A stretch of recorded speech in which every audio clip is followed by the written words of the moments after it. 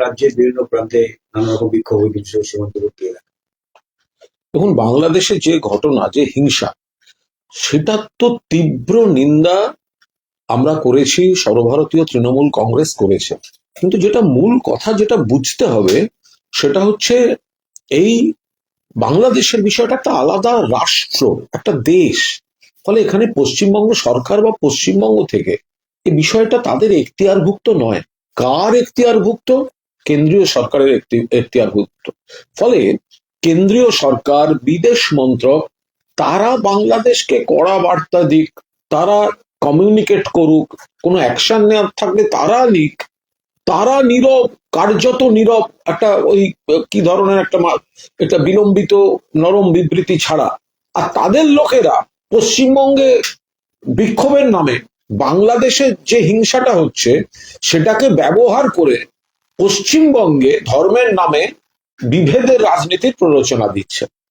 এটা কি হচ্ছে? বিজেপি বা আপনারা যারা বলছেন হিন্দু, নিশ্চয়ই যদি হিন্দুদের ওখানে বাড়তি প্রোটেকশন দরকার হয় বাংলাদেশ সরকারকে দিতে হবে, কিন্তু সেটা তো পশ্চিমবঙ্গ বা আমরা বলতে পারি না। তার কারণ আমাদের এখতিয়ার নেই, আমরা বাংলাদেশ সরকারকে কমিউনিকেট করতে পারি না। এফেক্টিভ যে কমিউনিকেট করা, সেটা তো ভারত সরকারের করার কথা। আপনারা বিজেপি, আপনারা পশ্চিমবঙ্গের রাস্তাঘাটে 4টি জায়গায় বিক্ষোভ দেখালেন, কি লাভ? আপনাদের নেতাদের বলুন, আপনারা, আমি জানি আপনাদের মধ্যে ঝগড়া আছে, কিন্তু অন্তত তাহলে এই ইস্যুতে শ্রমিক ভট্টাচার্য, শুভেন্দু অধিকারী, দিলীপ ঘোষ, সুকান্ত মজুমদার, আপনারা একসঙ্গে গিয়ে প্রধানমন্ত্রীকে বলুন ব্যবস্থা নিতে। আপনি পশ্চিমবঙ্গের রাস্তাঘাটে বিক্ষোভ করে আপনার লাভটা কি হচ্ছে? তাতে তো আরো স্পষ্ট হয়ে যাচ্ছে যে কেন্দ্র ব্যবস্থা নিচ্ছে না বাংলাদেশের ঘটনায়, আর বিজেপি এই দুর্ভাগ্যজনক ঘটনাগুলোকে ধর্মীয় ভেদাভেদের রাজনীতি হিসেবে ভোটে কাজে লাগাতে চাইছে। এটা তো মোস্ট আনফরচুনেট। যে মতুয়া বাড়িতে আছে, দুপক্ষের মধ্যে ঝামেলা, মারপিট, ফেলে মারপিট হয়, বচসা তুঙ্গে একদম তুঙ্গে। এই শান্তনু, দেখুন, মতুয়া নিয়ে যে ঘটনা আজ ঘটেছে, এই ঘটনা অবাঞ্ছিত, অনভিপ্রেত, কিন্তু বিজেপি এটাকে অনিবার্য করে ছেড়েছিল। আমি বলছি, যে ঘটনা ঘটেছে সেটা অবাঞ্ছিত, অনভিপ্রেত, কিন্তু বিজেপির কারণে এটা আবার অনিবার্য হয়ে উঠেছিল।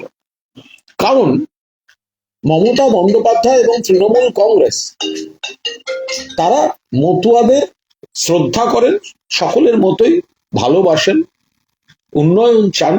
বড় মা বীণাপাণি দেবীকে মমতা বন্দ্যোপাধ্যায় মায়ের মতো শ্রদ্ধা করতেন। কিন্তু মতুয়াদের কিছু মানুষ কিছুদিনের জন্য বিজেপির কিছু কথায় বিশ্বাস করে তারা বিভ্রান্ত হয়েছিলেন। আর বিজেপির এই এসআইআর, এই পদ্ধতিতে এসআইআর, সিএ নিয়ে বিভ্রান্তি ছড়ানো, এতে মতুয়াদের একটা বড় অংশের শিকড়ে টান পড়েছে। আজকে শান্তনু ঠাকুর বলছেন যদি মতুয়াদের অনেকে ভোট না দিতে পারেন, সে কি করা যাবে? এইরকম ধরনের বিবৃতি দিচ্ছেন দায়িত্ব জ্ঞানহীন। তো সেই জায়গা থেকেই এই বিভেদের বীজ বপন করেছে। ফলে মতুয়া সম্প্রদায়কেও বুঝতে হবে যে আপনারা বিজেপির কিছু লোককে কিছুদিনের জন্য কিছু কথা বিশ্বাস করে আপনারা নিজেদের অনিশ্চয়তার মধ্যে ফেলেছেন।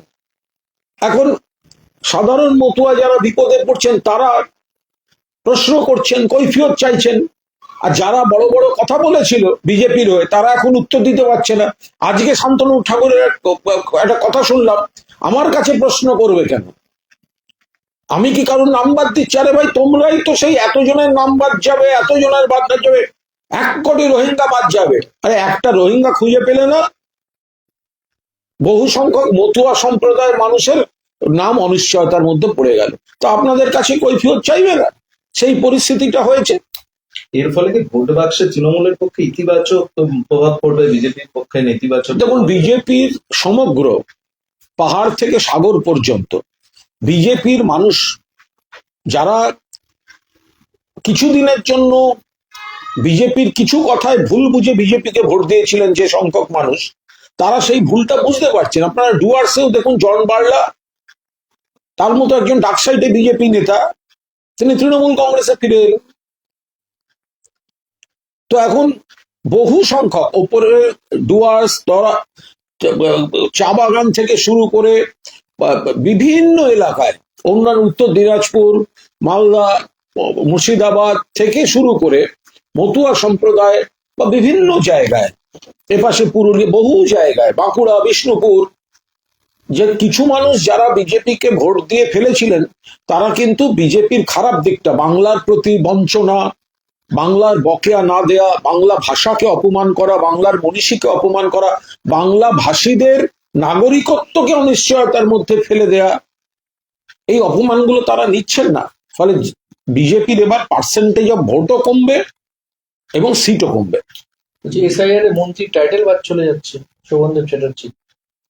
এসআইআরটা তো সম্পূর্ণ ভুলভাল পদ্ধতিতে হয়েছে। ওই যে আমি দেখলাম না, আরে ওই ভদ্রলোক জটায়ু বিশ্বনাথ দা, তো আমি দেখলাম যিনি এসআইআর এর একদম উগ্র সমর্থক ছিলেন, আমি দেখলাম একটি টক শোতে কিরম একটা সে মানে মানে চিৎকার করে বলছে এটা এসআইআর হয়েছে, আমার মাথা হয়েছে। হ্যাঁ, তো এখন কথাটা হচ্ছে এসআইআর যে পদ্ধতিতে হওয়ার, সেটা যে পদ্ধতি, যে সময়, এটা একটা হঠকারী সিদ্ধান্ত, ওর দূরদর্শী সিদ্ধান্ত। বিজেপির রাজনৈতিক উদ্দেশ্য চরিতার্থ করতে গিয়ে এমন ভাবে চাপিয়ে দিয়েছে যে জাতীয় নির্বাচন কমিশনের উপর, তো তাতে এই ধরনের অজস্র ভুল ভাল এবং সাধারণ মানুষের হয়রানি হচ্ছে। নামের বানানের জন্য দৌড় করাচ্ছে, শুনানিতে ডাকছে, কাজকর্ম ফেলে তার জন্য গিয়ে লোকে বসে থাকবে। বলছি যে আজকে শুভেন্দু অধিকারী গঙ্গাসাগর গিয়েছিলেন, সেখানে গিয়ে বলেছেন যে বাংলাদেশি মুসলিম অনুপ্রবেশকারী রোহিঙ্গাদের তৃণমূল এবং পুলিশ প্রশাসন কপিলমুনি আশ্রমের পাশে হোগলা এবং বাঁশ দিয়ে ঘর তৈরি করে এখানে বসিয়ে জনসংখ্যার পরিবর্তন ঘটাচ্ছে, আর এরাই হচ্ছে সমস্ত ক্রিমিনাল অ্যাক্টিভিটি করছে। এখানে তাহলে তো প্রথম কথা হচ্ছে, এসআইআর এর যে নাম বাদের লিস্ট, সেখানে জাতীয় নির্বাচন কমিশন একজনও রোহিঙ্গা ধরতে পারেননি, একজনও রোহিঙ্গা ধরতে পারেননি। দুই, যদি রোহিঙ্গা প্রবেশ করে থাকে তারা তো ভোটার লিস্টে নেই।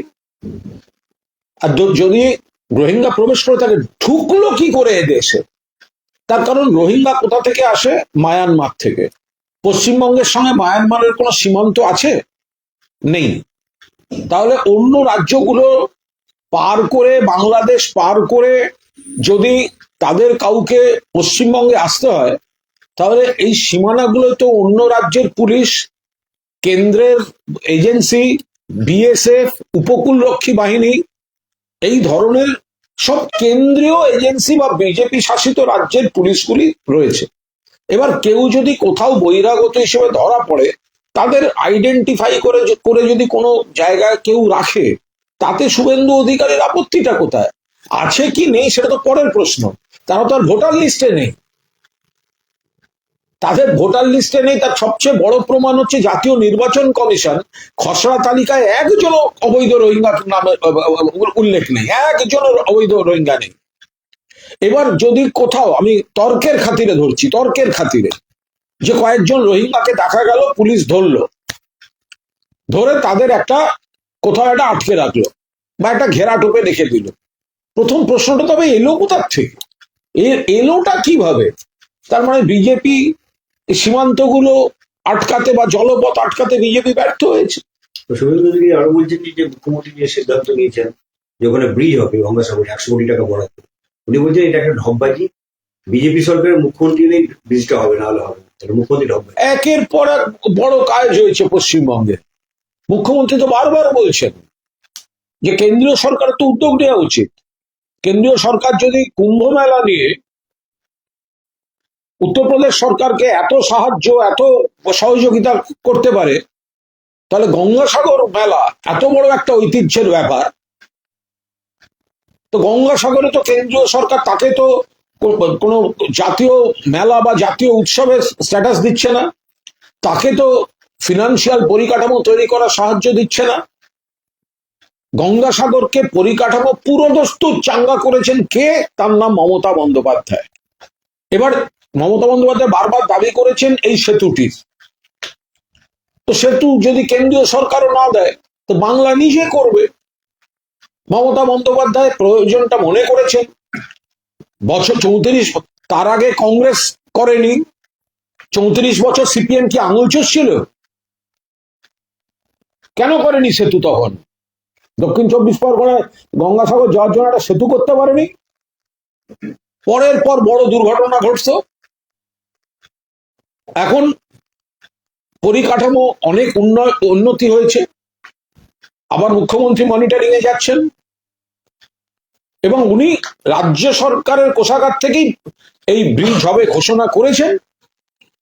তো এই সরকারই থাকবে, মমতা বন্দ্যোপাধ্যায় মুখ্যমন্ত্রী থাকবেন, এই ব্রিজও হবে এবং সেই ব্রিজ মমতা বন্দ্যোপাধ্যায়ই উদ্বোধন করবেন। তারপরে গাড়ি চড়ে সুরেন্দ্রবাবু একবার ঘুরে আসবেন। শুভেন্দুদের আরো খুব তীব্র আক্রমণ যে চুরি জোচ্চুরি দুর্নীতি ছাড়া এই সরকার কিছু করেনি। নির্বাচনের পরে তাদের সরকার আসবে, মমতা বন্দ্যোপাধ্যায় সপরিবার জেলে। দেখুন, বিরোধী দলনেতা যে দুর্নীতি ইত্যাদির কথা বলছেন, উনি তো 2020 সালের নভেম্বর মাস অব্দি এই সরকারের মন্ত্রী ছিলেন। কখনো এইখানে তৃণমূল কংগ্রেসের তিনি ছিলেন বিধায়ক, কখনো সাংসদ, কখনো রাজ্যের মন্ত্রী, কখনো দলের কোর কমিটির নেতা, ওয়ার্কিং মানে একদম শীর্ষ পর্যায়ের নেতা, কখনো তিনি একাধিক জেলার পর্যবেক্ষক। অর্থাৎ দলের নীতি নির্ধারণ এবং নীতি কার্যকর করার একটা বড় জায়গায় তো তিনি ছিলেন। তখন তো তার মুখে এমন কোনো কথা শুনিনি যাতে কোনো দুর্নীতির তিনি প্রতিবাদ করেছেন বা পয়েন্ট আউট করেছেন বা ইস্যু তৈরি করেছেন। তো তখন তো করেননি। ওনার কোনো কম্পালশনে উনি বিজেপিতে গেছেন বা যেতে হয়েছে 21-এর ভোটের মুখে। তো তারপরে তিনি বলছেন যে তৃণমূলে অমুকগুলো খারাপ ছিল, অমুকগুলো খারাপ, তমুকগুলো খারাপ। আপনি যতদিন ছিলেন খারাপগুলো বলে তার প্রতিবাদে ইস্তফা দেননি কেন? আপনি যদি তখন ছিলেন দলের অন্যতম শীর্ষ নেতা, তো আপনি তখন বললেন না কেন এখানে খারাপ হচ্ছে, আমি এই মন্ত্রিসভায় থাকবো না? বুদ্ধদেব ভট্টাচার্য যেরকম বলেছিলেন চোরেদের মন্ত্রিসভায় থাকি না, ছেড়ে দিয়েছিলেন। তাহলে আপনি তখন দিলেন না কেন? ফলে আপনি এখন বিজেপির মঞ্চে গিয়ে কি বলছেন সেগুলোর কোনো অর্থ হয় না। দুই, আমরা দেখেছি যে বিজেপি আবার এক সময় যাদের বিরুদ্ধে সন্ত্রাস বা দুর্নীতির কথা বলতো, তারা আবার বিজেপিতে গিয়ে বড় পদ পেয়ে যাচ্ছে। সেটা শুধু পশ্চিমবঙ্গের ক্ষেত্রে নয়, সারা ভারতবর্ষেই। ফলে বিজেপি এসে দুর্নীতিমুক্ত কাজ করবে, এইসব কথা বললে লোকে হাসবে। বিজেপি জীবনে আসবে না। পশ্চিমবঙ্গে তৃণমূল কংগ্রেস আরো বেশি সংখ্যক আসন নিয়ে চতুর্থবারের জন্য মমতা বন্দ্যোপাধ্যায়কে মুখ্যমন্ত্রী হিসেবে আনছে। শুভেন্দু অধিকারী বলছেন যে এই 4.5 বছরে তাকে 101 বার কোর্টে যেতে হয়েছে শুধুমাত্র কর্মসূচি করার জন্য, এমনকি অরাজনৈতিক কর্মসূচির জন্য। এই যে গঙ্গাসাগরও তাকে ভালো নেই। গঙ্গাসাগরও তাকে যেতে দেওয়া হয়নি, হাইকোর্টের পারমিশনে যেতে হবে। তো ওনার মনে হয়েছে উনি গেছেন। যদি ঠিকঠাক, এগুলো তো আইনি বা প্রশাসনিক বিষয়। উনি কবে কখন কোথায় যেতে চেয়েছেন, সেই প্রশাসনের কি বক্তব্য ছিল, তো সেগুলো তো তাদের বিষয়। আমরা দেখেছি যে আমরা যখন ত্রিপুরায় গেছি তখন কিভাবে বাধা দেওয়া হয়েছে, সভা করতে দেওয়া হয়নি, আমাদেরও কোর্টে যেতে হয়েছে। অভিষেক বন্দ্যোপাধ্যায় সভা করার জন্য মাঝরাত অব্দি হাইকোর্টে শুনানি করতে হয়েছে, রাস্তায় গেলে বাধা দেওয়া হয়েছে, সভামঞ্চ ভেঙে দেওয়া হয়েছে। এগুলো তো সব আমরা মানে দেখে এসছি বিজেপি শাসিত ত্রিপুরাতে। তো এখানে কোনো প্রশাসনের কিছু থাকলে এখানে তো অন্য কোনো কিছু হয়নি। ত্রিপুরায় যেমন গাড়ি দেওয়া হবে না, ভেঙে দেওয়া হলো, চুরমার করে দেওয়া হলো, বা রাস্তা আটকে দেওয়া হলো, মঞ্চ ভেঙে দেওয়া হলো, ইলেকট্রিক কেটে দেওয়া হলো। এইসব মানে জঙ্গলের কাণ্ড কারখানা পশ্চিমবঙ্গে হয় না। তো সেই কারণে এখানে ওনার যদি কোথাও টেকনিক্যাল কোনো ত্রুটি থাকে ওনার আবেদনে প্রশাসনের সঙ্গে, সেগুলো কোর্ট থেকে সলিউশন করে নিচ্ছেন, মিটে গেল। আজকে মিঠুন চক্রবর্তী বলছেন যে পশ্চিমবঙ্গকে পশ্চিম বাংলাদেশ হতে দেব না, শেষ রক্তবিন্দু পর্যন্ত লড়াই চালিয়ে। তো পশ্চিমবঙ্গে ওনার সিনেমা করে শুটিং এ থাকেন, এখানে ঘুরে বেড়ান বিচিত্র জামা কাপড় করে, তো তখন কোনো অসুবিধা হয় না। তো পশ্চিম বাংলাদেশ করার কথাটা আসছে কোথা থেকে? মিঠুন চক্রবর্তী তো এখানে আসেন, তো এখানে আসেন, সিনেমা করেন। তো তৃণমূল সাংসদ দেব কত ভালো, যে মিঠুন দাকে এই বয়সে অন্য কেউ না নিলেও দেব একে সহযোগিতা, তো তৃণমূলের সাংসদের সহযোগিতা ওনার কেরিয়ার টিকে আছে। আপনি দেব নিয়ে বলছেন, না, উনি ওই যে হঠাৎ করে ওনার মধ্যেই পশ্চিম বাংলাদেশের ইস্যু চিকিৎসা দেওয়ার কারণ এগুলো উনি মানে অকারণ বাংলাকে অপমান করছেন, পশ্চিমবঙ্গকে অকারণ অপমান করছেন। উনি জানেন অন্য সিপিএম জমানার থেকে অনেক ভালো, অনেক ভালো, এখন অন্য রাজ্যের থেকে অনেক ভালো, ডবল ইঞ্জিন সরকারের থেকে পশ্চিমবঙ্গের পরিস্থিতি অনেক ভালো। বিজেপির অনেক চক্রান্তের পরেও পশ্চিমবঙ্গ অনেক ভালো আছে। ফলে পশ্চিমবঙ্গকে বিজেপির যে একটা প্যাটার্ন, পশ্চিমবঙ্গকে বঞ্চনা করো, পশ্চিমবঙ্গকে মেলাইন করো, পশ্চিমবঙ্গ সম্পর্কে গোয়েবেলসীয় থিওরিতে অপপ্রচার করো, তো মিঠুন চক্রবর্তী ভাবছেন এখন পশ্চিমবঙ্গের নিন্দা মন্দ করে খারাপ কথা বললে ওনার বিজেপিতে একটু পদোন্নতি বা বিজেপির লোকেরা একটু মঞ্চে ওনাকে একটু জায়গা দেবে, তো সেই জন্য উনি পশ্চিমবঙ্গের বদনাম করছেন। আর যে লোকটা কলকাতায় এসে বসে থাকে, যে লোকটা তৃণমূল সাংসদ দেবের দয়ায় কেরিয়ার বাঁচিয়ে রেখেছে, মানে এটা কত বড় মনের, কত ভালো, কত মিষ্টি ছেলে দেব। হ্যাঁ, যে মানে একটা বিজেপির একটা কুৎসাকারী হলেও কত বড় মন থাকলে তাকে তার পেশাগত কেরিয়ারে তাকে নেয়। তো মিঠুন দত্ত তো এটা বোঝা উচিত যে পশ্চিমবঙ্গ কত শান্তির জায়গা তিনি কাজ করছেন, তৃণমূল কত ভালো দল যে তার সাংসদের দয়ায় মানে ইয়ে হয়ে তাকে তার এখানে মানে তার পেশাগত কেরিয়ার চলছে, তারপরে তিনি কি করে বাংলাকে খারাপ বলতে পারেন? আপনি মিঠুন চক্রবর্তী নিয়ে অনেকবার দেবের উপর ক্ষোভ প্রকাশ করেছেন।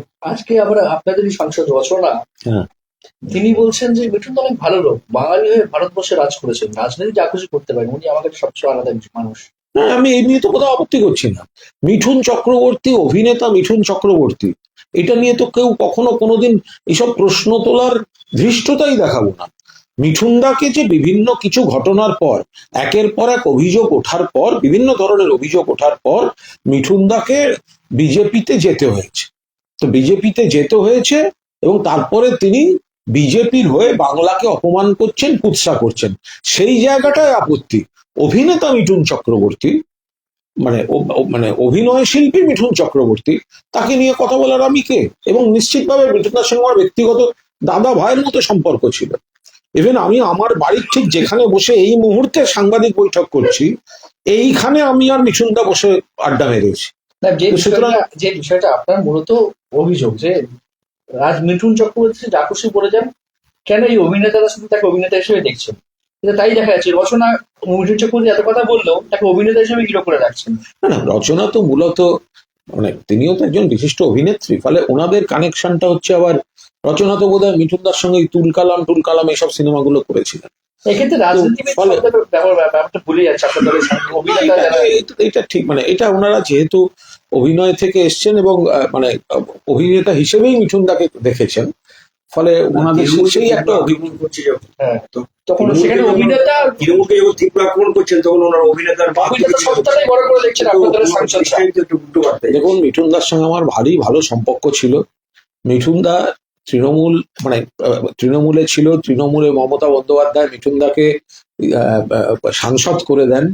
হ্যাঁ, তারপরে মিঠুনদা একের পর এক অভিযোগে যখন অভিযুক্ত, কেন্দ্রীয় সমস্ত নানা রকম তদন্তের মুখে, তখন রহস্যময় কারণে তিনি সাংসদ থেকে ইস্তফা দিয়ে তখন তিনি এরপরে দেখা যায় তিনি বিজেপির অবতারে রূপান্তরিত হয়েছেন এবং তিনি লাগাতার কুৎসা করছেন বা তৃণমূল বিরোধিতা, পশ্চিমবঙ্গের বিরোধিতা, পশ্চিমবঙ্গের কুৎসা করছেন। তা আমি সেই জায়গা থেকে মিঠুনদার বিরোধিতা করি। তার সঙ্গে শিল্পী মিঠুন, তারকা মিঠুন, ওটা আলাদা। আমি ওই রাজনৈতিক মিঠুনের 100 বার বিরোধিতা করি। এবার যদি কারোর মনে হয় যে না তাকে ছবিতে জায়গা দেওয়া যাবে, তো আমি আর একা বারবার বলে অপ্রিয় হবো কেন? এটা তো পার্টির সবাই দেখছে, ফলে আমি নতুন করে কি করে আমি মানে কেন আমি অপ্রিয় হতে যাব? আমি বলে বলে আমার নিজের পরিচিত লোকদের কাছেও আমি অপ্রিয় হয়ে যাই। আবার আমি দেখি সেই লোকটাই আমাদের এখানে আসছে, গালাগালি করছে, হ্যাঁ, আসছে রেকর্ডিং এ বা আসছে ছবির প্রমোশনে, আসছে এসে আবার একটা তৃণমূলকে গালমন্দ করে যাচ্ছে, পশ্চিমবঙ্গকে গালমন্দ করে যাচ্ছে। এখন সেটা তিনি যাদের সঙ্গে মিশছেন তাদের যদি গায়ে না লাগে, তা আমি বারবার বলে আর অপ্রিয় হতে যাই কেন। ওই যে মিঠুন চক্রবর্তী যে সমস্ত হিন্দুদের একজোট হওয়ার আবেদন, মিঠুন চক্রবর্তী, আমি বলছি উনি বলছেন কংগ্রেসের মধ্যে যারা হিন্দু আছে, সিপিএম এর মধ্যে যারা হিন্দু আছে, তৃণমূলের মধ্যে যারা প্রকৃত হিন্দু আছে, সব একজোট হয়ে এই সরকারটাকে হটান, একসঙ্গে হাত মেলা আসুন। এর উত্তর তো আমাদের তৃণমূল সাংসদ দেবের দেওয়া উচিত। যদি যদি মিঠুনদা বলে থাকেন তৃণমূলকে হাটাও, মমতা ব্যানার্জির সরকারকে হাটাও, হিন্দুদের এক হও এবং বিজেপিকে আনো, তো আমি দিনরাত আমি একা একা বা আমাদের মতো কয়েকজন আমরা বলবো কেন? যারা মিঠুনদার মধ্যে প্রতিভা দেখছে, তো তারা একটু উত্তর দিক, তারাও তো দলের সাংসদ। তার বেলা তখন কেন এটা হবে যে আমি যে আমরা তখন স্টার সত্তাটা দেখবো? নিশ্চয়ই স্টার তো স্টার সত্তা দেখবেন, কিন্তু তিনি যদি বাংলায় এসে সেই সাংসদের দলের, এই রাজ্য সরকারের, বাংলার, আমাদের মাতৃভূমির এইভাবে একটা কুৎসা করেন, তাহলে এর দায়টা তো তাদের যারা প্রমোট করছে। যে মিঠুন চক্রবর্তী বাংলাকে এইভাবে কলুষিত করছে, তো সেখানে যদি তার হোর্ডিং, তাকে নিয়ে ছবি, তার ওইসব ইয়ে হয়, মানে প্রমোট করা হয়, তাহলে আমাদেরও যারা বন্ধু বান্ধব আছে অন্য দলে, অন্য পেশায় বা অন্য দল করে, তাহলে সেই মেলামেশাগুলো তো অবাধ করা উচিত। সকলের জন্য তো বলা হচ্ছে না, এমন অনেক বিজেপি করেন, বাম আছেন, তারকা আছেন, বাদশা মৈত্র মনে প্রাণে বামপন্থী, কেউ কোনোদিন শুনেছে? ও তো আমাদের সমালোচনা করে।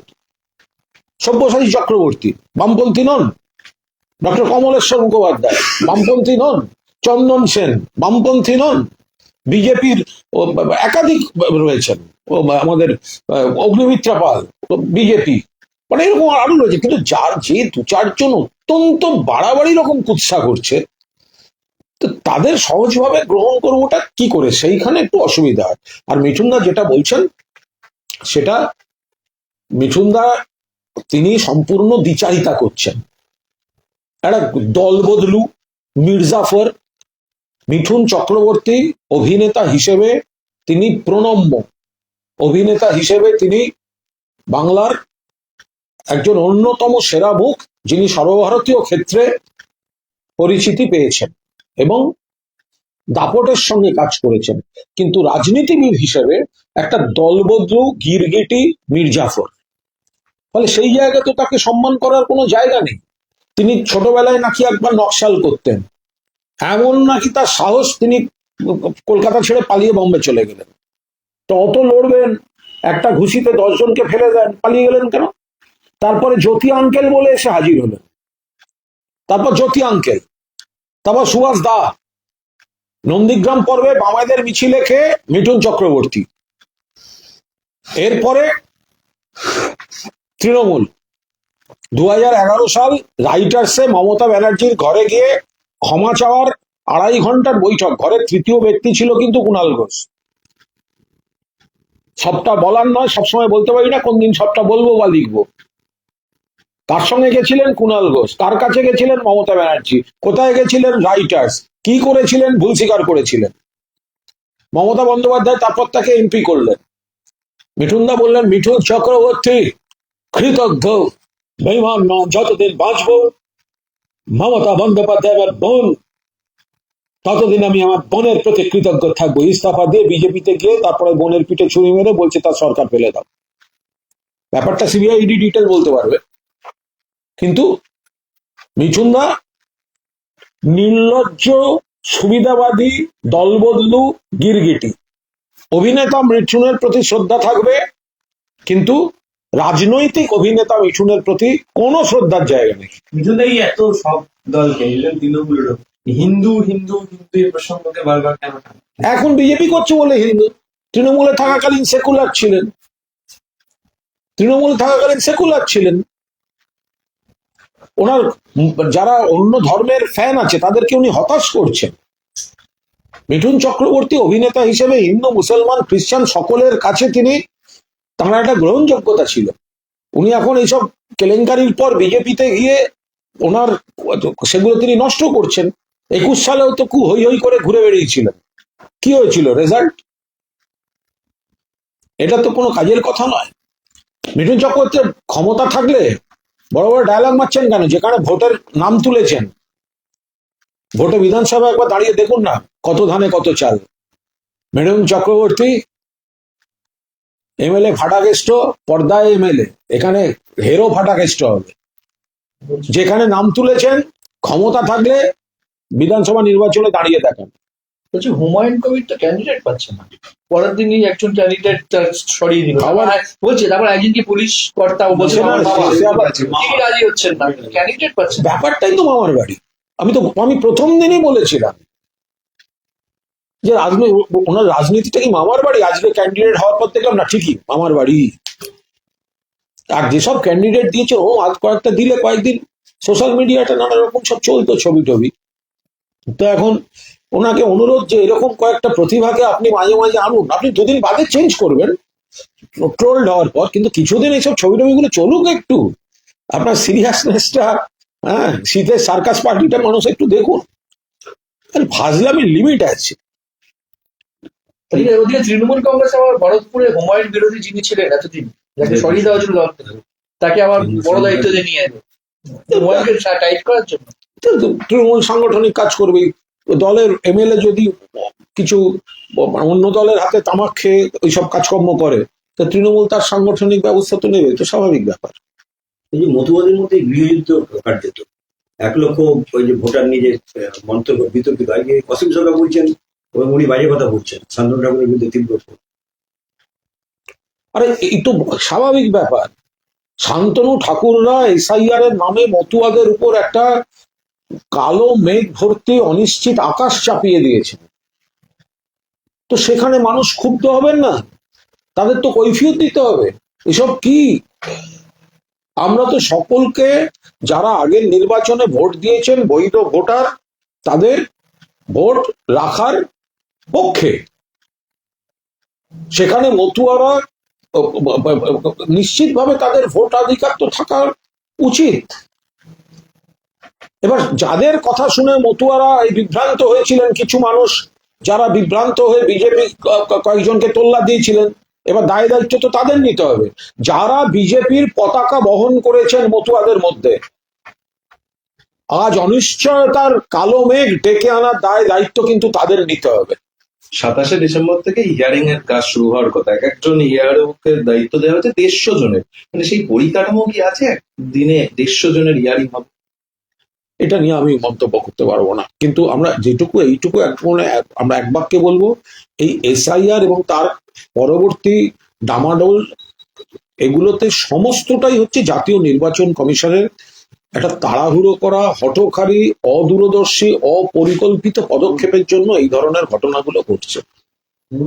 এই যে শামসেরগঞ্জে অশান্ত যে এই যে 13 জনকে যাবজ্জীবন দেওয়া হচ্ছে, এরপর যারা কনভিক্টেড ফ্যামিলির লোকজন বলছে অশান্তির পিছনে তৃণমূলের এমপি এমএলএ কাউন্সিলররা লোকায় যুক্ত আছে। দেখুন, এগুলো সব মানে দুম করে বলে কি হবে? কোর্টে তো বিচার হলো এতদিন, তো সেখানে আপনাদের আইনজীবী তার তথ্য প্রমাণ দিয়ে সেগুলো বললেন না কেন? এখন দুম করে এগুলো বলে, এগুলো তো কোনো মানে হয় না।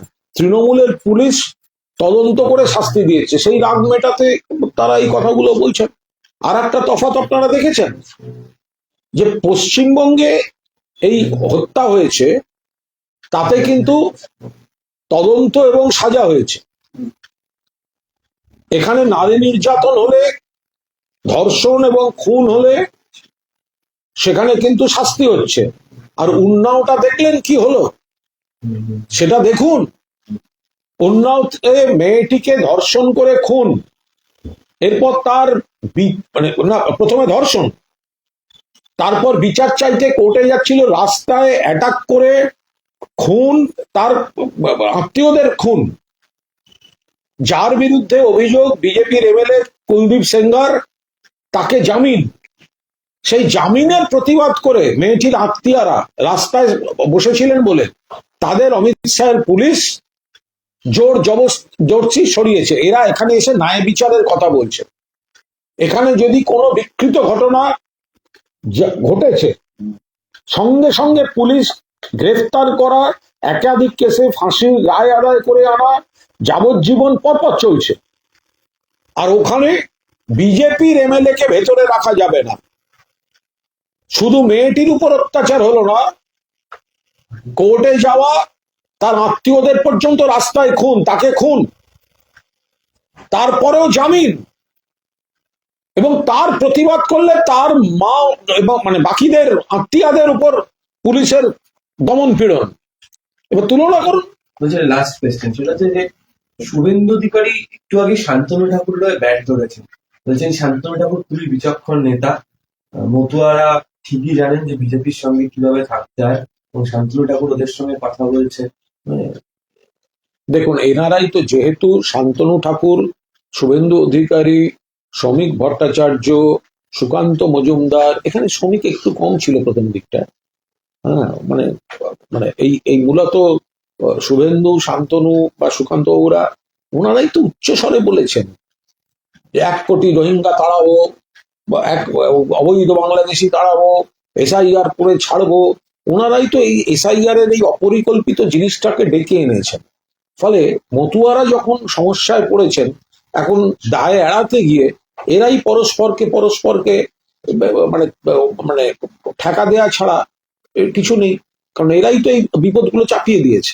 যাদবপুরের সমাবর্তন বিপদ অনুষ্ঠানে চালানোর ক্ষেত্রে হঠাৎ করে কোথাও গিয়ে শুভেন্দু শান্তনুকে সেফগার্ড দেওয়ার চেষ্টা করছে, নাকি বুঝতে পারছে ভোট হারাচ্ছি? না না, এটা তো পরিষ্কার কথা, ওনারা পরিষ্কার বুঝতে পারছেন গভীর ক্ষত তৈরি হয়েছে। যে মতুয়াদের কিছু লোককে কিছুদিনের জন্য ভুল বুঝিয়ে বিজেপির দিকে আনা গেছিল, আজকে গোটা মতুয়া সম্প্রদায় বুঝতে পারছে বিজেপির জন্যই, বিজেপিকে বিশ্বাস করেই তাদের এই অনিশ্চয়তা তৈরি হয়েছে। ফলে এখন সেগুলো তো শুভেন্দুবাবুরা বুঝতে পারছেন।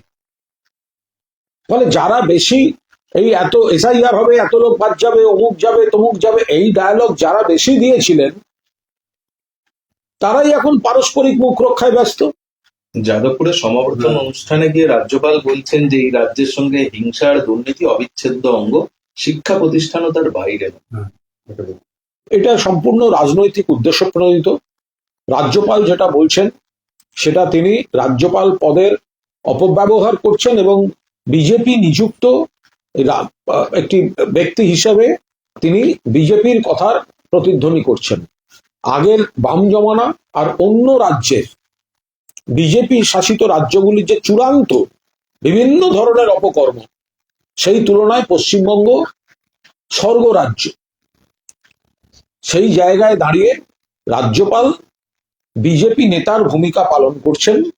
এই কথাগুলো বলার জন্য সাংবিধানিক গণ্ডি তাকে অনুমতি দেয়নি।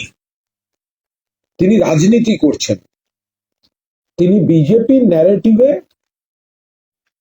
তিনি তার গলা মেলাচ্ছেন, এর সঙ্গে বাস্তবের কোনো সম্পর্ক নেই। এবং রাজ্যপাল পদটি এই ধরনের বিবৃতি দেওয়ার জন্য কিন্তু নয় সংবিধানে। বলছি, অনিকেত মাহাতোকে সুপ্রিম কোর্ট আর্জি করে পোস্টিং এর নির্দেশ দিয়েছে, আজকে তার সময়সীমা শেষ হয়ে যাচ্ছে, এখনো তাকে পোস্টিং কেন দেওয়া হয়নি? সেই জন্য চিকিৎসকরা আজকে স্বাস্থ্য ভবনে গিয়ে বিক্ষোভ। আইনের বিষয়, কোর্টে বলবেন, কোর্টের বিষয়। আবার এটাও তো পাশাপাশি গ্রামের মানুষ, জেলার মানুষও দেখছেন যে যারা নাকি খুব বিপ্লবী, তাদের জেলায় যেতে বুকে ব্যথা করে, তাদের সব ক্রিম পোস্টিং এ রাখতে হবে, নইলে তারা কোর্টে চলে যাবে।